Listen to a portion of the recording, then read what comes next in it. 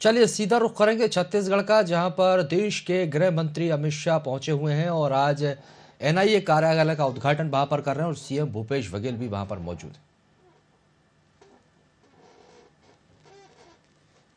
हमारे मुख्य सचिव अमिताभ जी, डीजी अशोक जुनेजा जी, सभी हमारे भारत सरकार के अधिकारीगण, हमारी छत्तीसगढ़ शासन के सभी अधिकारीगण, उपस्थित देवियों, सज्जनों, पत्रकार साथियों, आज पोला का त्यौहार है, छत्तीसगढ़ का लोक पर्व। सबको बहुत बहुत बधाई, सबको शुभकामनाएं।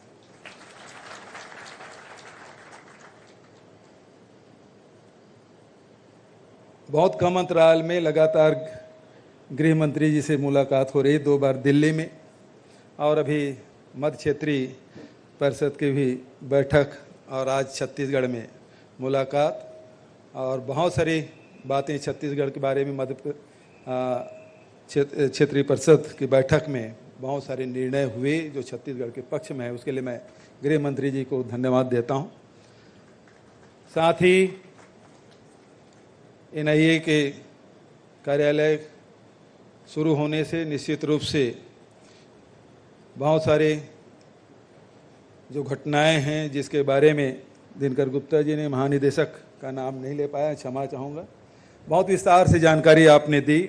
एनआईए के कार्य किस प्रकार से गठन हुआ और उसके बाद उसका विस्तार हुआ और उसके क्षेत्राधिकार बहुत बड़े, बहुत जिम्मेदारी और बहुत विश्वसनीय संगठन के रूप में एनआईए को हम जानते हैं, और छत्तीसगढ़ के कार्यों के बारे में भी विस्तार से जानकारी दी।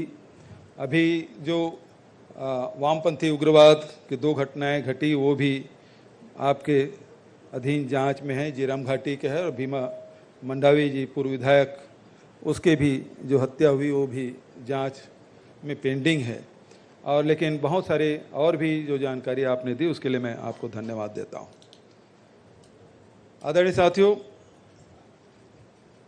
चाहे उग्रवाद हो चाहे आतंकवाद हो, ये मानवता के दुश्मन हैं और इसके लिए हम सबको सहयोग करना चाहिए, चाहे वो राज्य के पुलिस हो, चाहे वो सीआरपीएफ हो, चाहे वो एनआईए हो या सेंट्रल एजेंसियाँ हो।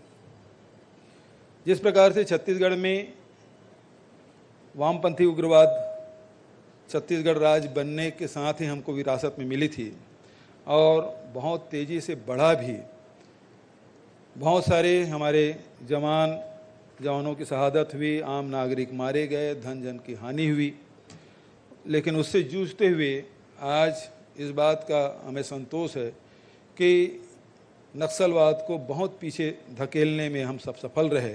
और इसके लिए मैं यहाँ के पुलिस के अधिकारियों को, पैरामिलिट्री फोर्स के अधिकारी जवानों को और राजनीतिक दल के नेताओं को और आम नागरिकों को बहुत बधाई और शुभकामना देता हूँ कि आज आदिवासी क्षेत्र जो नक्सल प्रभावित क्षेत्र हैं वहाँ लोगों का विश्वास सरकार पे, मुख्य धारा पे बढ़ी है और निश्चित रूप से अब नक्सलवाद है अब सिमटते जा रहा है। और मुझे पूरा विश्वास है कि जिस प्रकार से केंद्रीय गृह मंत्री जी का सहयोग हम लोगों को मिलता रहा है, तो मुझे पूरा विश्वास है कि बहुत जल्दी हम छत्तीसगढ़ में नक्सलवाद समाप्त करने में सफल होंगे। अब ये कहना कठिन है कि कब तक होगा, लेकिन जिस प्रकार से, जिस तेज़ी से वो सिमटते जा रहे हैं, तो उम्मीद है कि बहुत जल्दी छत्तीसगढ़ से वामपंथी उग्रवाद समाप्त होगा, ऐसा मेरा मानना है। मैं पुनः गृह मंत्री जी का स्वागत करता हूं, आप आए, समय निकाले और इस कार्यालय का उद्घाटन किए, और निश्चित रूप से इससे उग्रवाद और आतंकवाद और बहुत सारे जो चाहे नकली नोट की बात हो, चाहे नशे की बात हो, उसे रोकथाम करने में सहयोग मिलेगा। मैं पुनः आपको आपके छत्तीसगढ़ आने पर आपका धन्यवाद ज्ञापित करते हुए अपनी वाणी कहीं विराम देता हूं। धन्यवाद। जय हिंद, जय छत्तीसगढ़। बहुत बहुत धन्यवाद मुख्यमंत्री जी। और अब मैं माननीय केंद्रीय गृह एवं सहकारिता मंत्री श्री अमित शाह जी से विशेष तौर पर अनुरोध करना चाहती हूं कि वे अपने विचारों से सभा को संबोधित करें और हमें अनुग्रहित करें।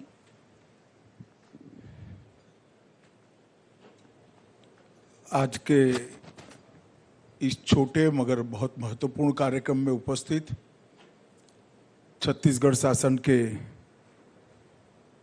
मुख्यमंत्री श्रीमान भूपेश बघेल जी, छत्तीसगढ़ के पूर्व मुख्यमंत्री डॉक्टर रमन सिंह जी,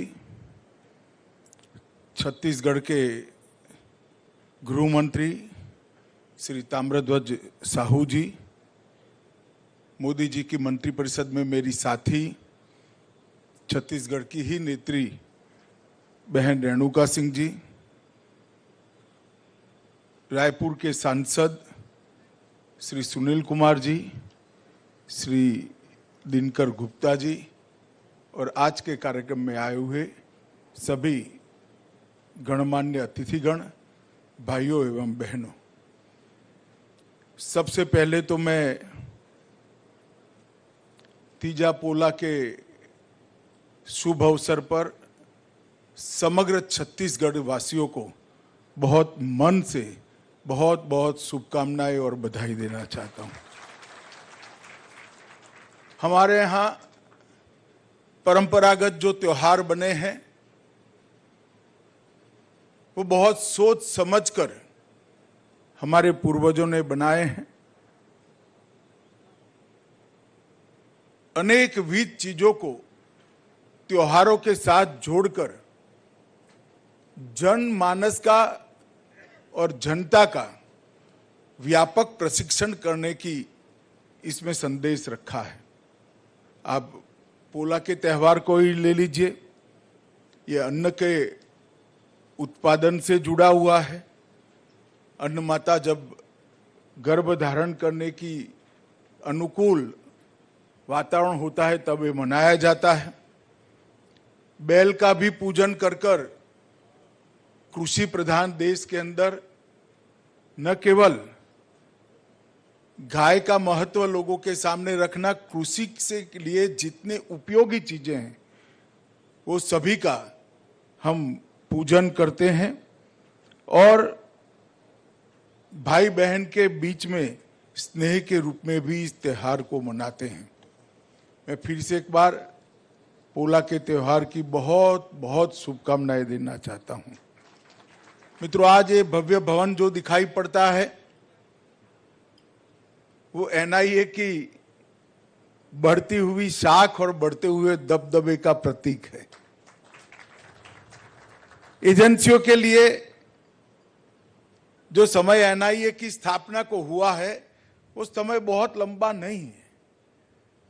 किसी भी एजेंसी को स्थापना के बाद बनने में, उभरने में, अपनी साख बनाने में, अपनी व्यवस्थाओं को प्रस्थापित करने में और परिणाम लाने में एक लंबा समय जाता है, मगर एनआईए ने अल्पकाल के अंदर ही अपने कार्यक्षेत्र के हर पहलू में बेंचमार्क स्थापित कर कर पूरे विश्व में एक prime anti terror investigation agency का एक प्रकार से मान्यता प्राप्त किया है। पूरे देश के लिए गौरव की बात है। और जहां तक दो सिद्धि का प्रमाण है, जहां तक कन्विक्शन का सवाल है, इसमें गोल्ड स्टैंडर्ड प्रस्तावित किए हैं। लगभग बीच में थोड़ा लुढ़क गया था, परंतु 94% का दोष सिद्धि का प्रमाण है और वो भी ऐसे केसों के अंदर जहां साक्ष्य मिलना ही मुश्किल है, जहां षड्यंत्र शायद देश की सीमाओं के बाहर से होते हैं, घटना यहां होती है और उस वक्त ज्यादातर घटना में लिप्त लोग उसी स्थान पर मरने की भी संभावना होती है। फिर भी इसकी तह तक जाना, इसके सपोर्ट में कौन कौन लोग थे उनको ढूंढना, सीमाओं के अंदर और सीमाओं के बाहर पूरा सहयोग करने वालों का जाला ढूंढ कर निकालना और उसको खत्म करना। मैं मानता हूं कि एनआईए ने अपनी स्थापना के सभी उद्देश्यों को गरिमापूर्ण तरीके से पूर्ण करने में सफलता दी है। श्री दिनकर गुप्ता और उनके नेतृत्व में पूरी एनआईए की टीम को मैं बहुत बहुत साधुवाद देना चाहता हूं। मित्रों, एनआईए को हमने लगभग एक फेडरल क्राइम इन्वेस्टिगेशन एजेंसी बनाने के लिए विगत 3 साल के अंदर ढेर सारे प्रयास कर रहे हैं। मैं इस पर बाद में आऊंगा, परंतु आज रायपुर ब्रांच का अपना खुद का 1.25 एकड़ का ये मकान बनकर खड़ा हो गया है। इसका मुझे बहुत आनंद है। दोनों पूर्व मुख्यमंत्री और अभी के मुख्यमंत्री दोनों यहाँ बैठे हैं। मैं दोनों को हृदय से भूमि देने के लिए और सहयोग देने के लिए बहुत बहुत धन्यवाद करना चाहता हूँ। विगत वर्षों में 10 जगह पर 10 राज्यों में एनआईए ने अपने काम का विस्तार किया है। 19 में चंडीगढ़, 20 में रांची, इम्फाल और चेन्नई, 22 में जयपुर, अहमदाबाद, बेंगलुरु, पटना, भोपाल, भुवनेश्वर, कुल मिलाकर 3 साल में 18 राज्यों में अपनी पहुंच को मजबूत कर वहां पर अपने अस्तित्व को एनआईए ने बनाया है। वहां ब्रांचेस खोले गए हैं और मुझे पूरा भरोसा है कि कार्यक्रम हमने बनाया है 2024 की मई के पहले, देश में नए चुनाव आने के पहले देश के सभी राज्यों में एनआईए अपनी उपस्थिति दर्ज करा लेगी। हर जगह पे एनआईए की ब्रांच होगी, इसका मुझे विश्वास है। मित्रों, मोदी सरकार ने वामपंथी उग्रवाद, टेररिज्म और टेररिज्म से रिलेटेड कई सारे गुना, जैसे फेक करेंसी हो, जैसे नारकोटिक्स हो, इस सब के खिलाफ एक जीरो टॉलरेंस की नीति को अख्तियार किया है और इसीलिए हमने एनआईए को मजबूत करने में कोई कसर नहीं छोड़ी। नरेंद्र मोदी सरकार का जीरो टॉलरेंस की नीति को अख्तियार करने के लिए हर संभव ये प्रयास रहा कि आतंकवाद संबंधी सारी सूचनाओं को इरिस्पेक्टिव ऑफ पॉलिटिकल पार्टी राज्यों के साथ साझा किया जाए। आतंकवाद विरोधी जितने भी कानून हैं, आतंकवाद को सपोर्टिव जितनी भी एक्टिविटी है, इसके खिलाफ जितने कानून हैं, वो सभी कानूनों को पुख्ता और सख्त बनाया जाए। आतंकवाद विरोधी इन्वेस्टिगेशन करने वाली सभी संस्थाओं को मजबूत किया जाए और इसमें दोष सिद्धि के प्रमाण को 100% करने का लक्ष्य रखा जाए और उसी उपक्रम में एनआईए को मजबूत करने का काम हमने किया है और मुझे आनंद है कि 94.23% दोष सिद्धि जो 75% तक चली गई थी 2014 में, उसको बढ़ाकर 94% लाने में एनआईए ने सफलता प्राप्त की है। वो बहुत आनंद का विषय है।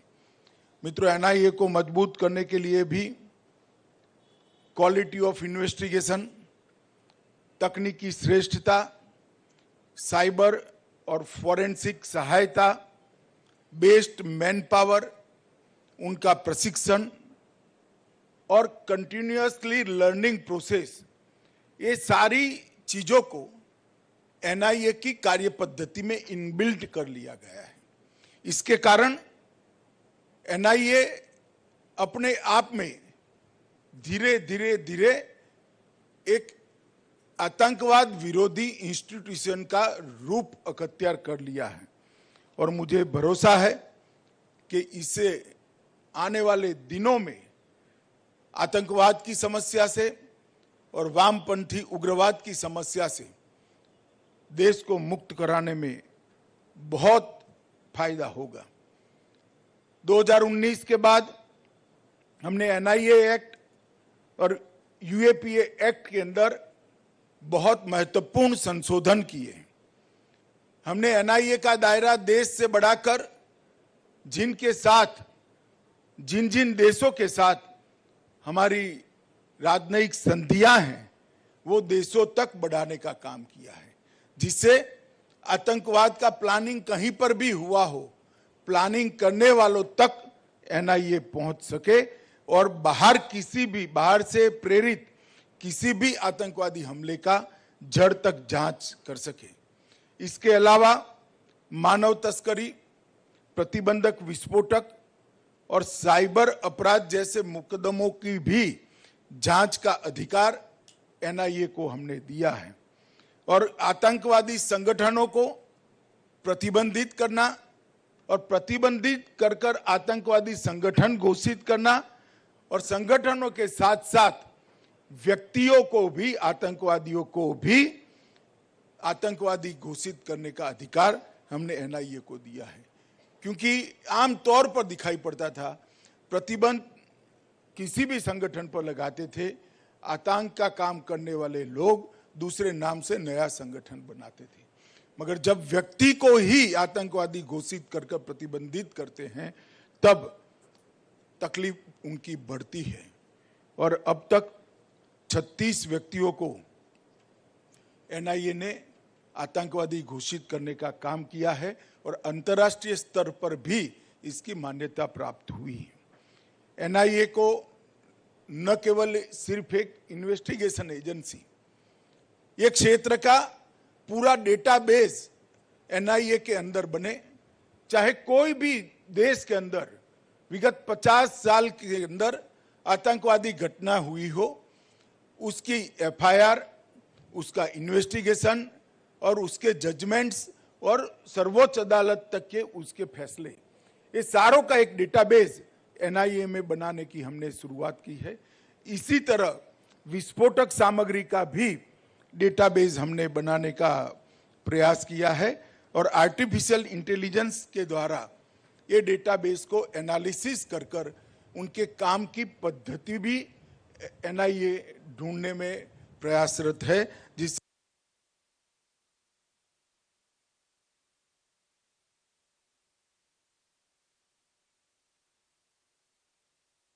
इसकी और एनालिसिस के ऑफिसर और राज्यों के जो एटीएस और क्राइम ब्रांच है,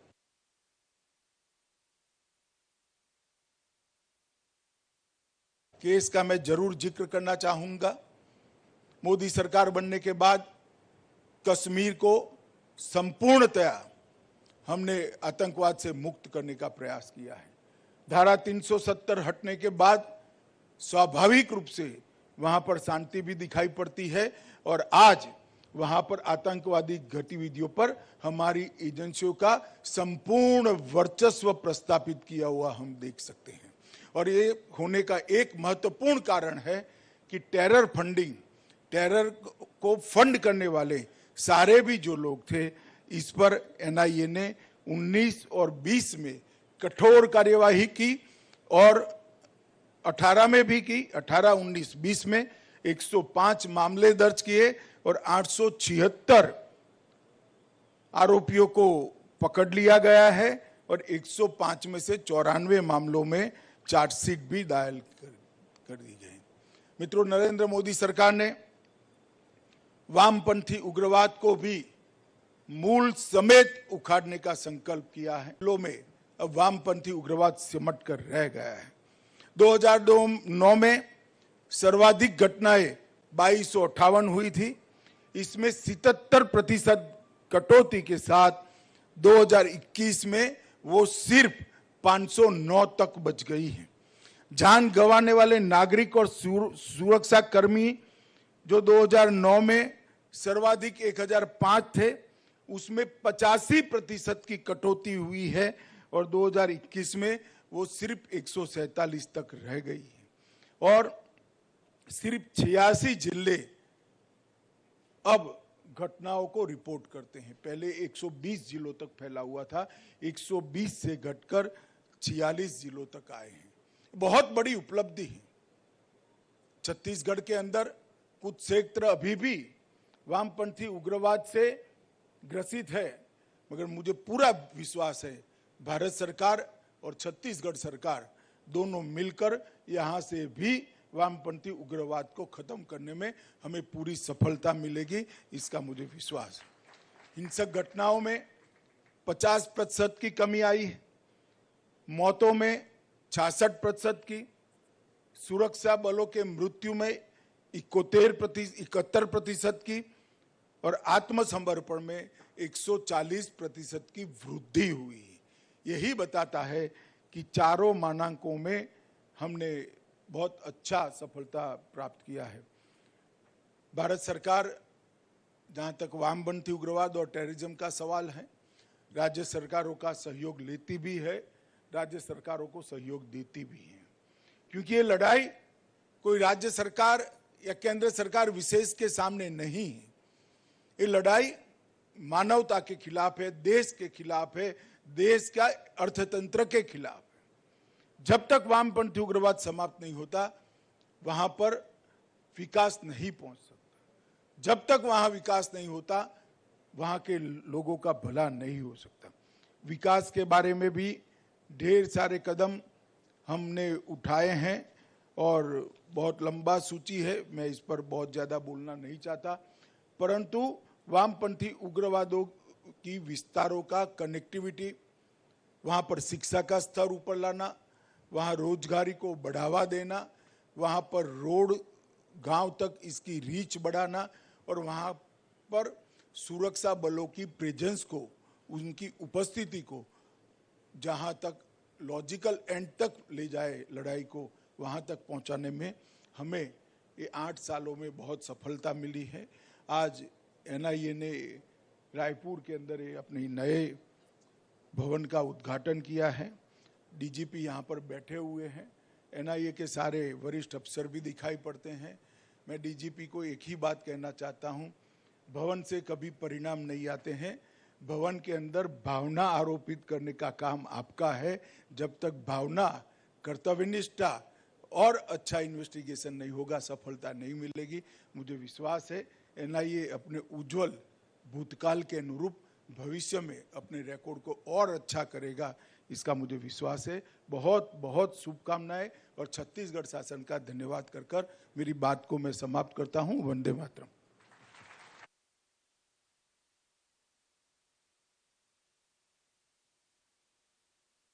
बहुत धन्यवाद माननीय मुख्य अतिथि श्री अमित शाह जी।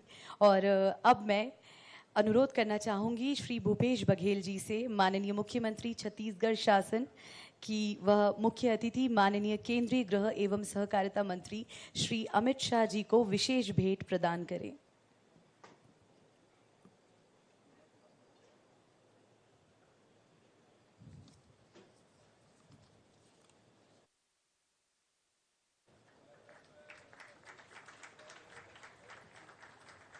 तीजा और पोला के अवसर पे एक तरह से ये छत्तीसगढ़ की छाप आप देख सकते हैं। और अब मैं महानिदेशक श्री दिनकर गुप्ता जी से अनुरोध करती हूं कि वह माननीय केंद्रीय गृह एवं सहकारिता मंत्री श्री अमित शाह जी एवं मंच पर आसीन सभी गणमान्य अतिथियों को स्मृति चिन्ह प्रदान करें।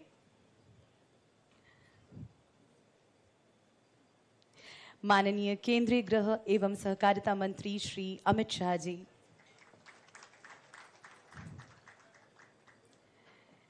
श्री भूपेश बघेल जी, माननीय मुख्यमंत्री छत्तीसगढ़ शासन। श्रीमती रेणुका सिंह सरूता जी, माननीय केंद्रीय जनजाति विकास राज्य मंत्री। श्री ताम्रध्वज साहू, माननीय गृह मंत्री छत्तीसगढ़।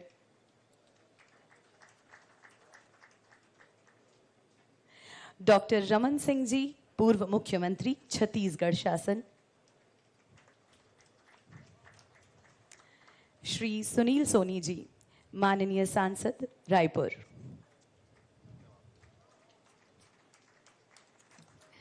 धन्यवाद महानिदेशक जी। और अब मैं अतिरिक्त महानिदेशक श्री एएम कुलकर्णी को धन्यवाद प्रस्ताव देने के लिए मंच पर आमंत्रित करना चाहूंगी।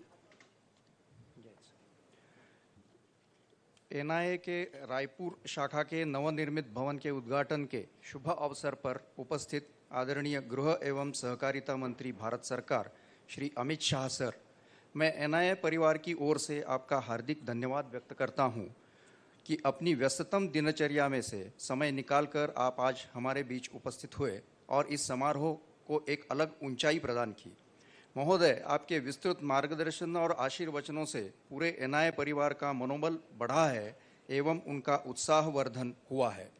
मैं आपको विश्वास दिलाना चाहता हूं कि आपके द्वारा दिए गए निर्देशों का अनुपालन एक टाइम बाउंड मैनर में करने के लिए एनआईए के सभी अधिकारी एवं कर्मी कटिबद्ध है।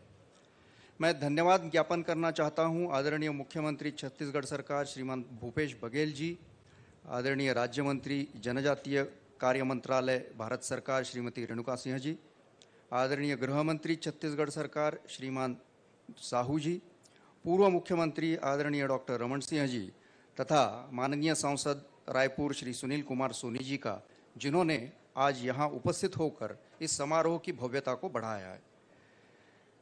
मुख्य सचिव छत्तीसगढ़ सरकार श्री अमिताभ जैन जी, पुलिस महानिदेशक छत्तीसगढ़ श्री अशोक जुनेजा जी, केंद्रीय तथा छत्तीसगढ़ सरकार के अन्य सभी वरिष्ठ अधिकारीगण, विविध केंद्रीय पुलिस संगठनों के वरिष्ठ अधिकारी एवं कर्मीगण का भी हार्दिक धन्यवाद करता हूं, जिनकी गरिमामय उपस्थिति से इस समारोह की शोभा बढ़ी है।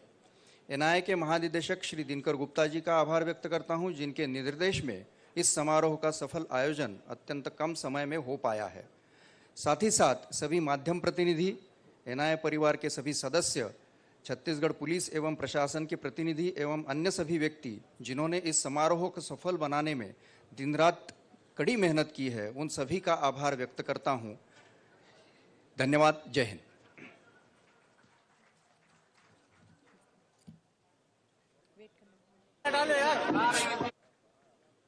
बोल के देखो ना एक बार हमके तो।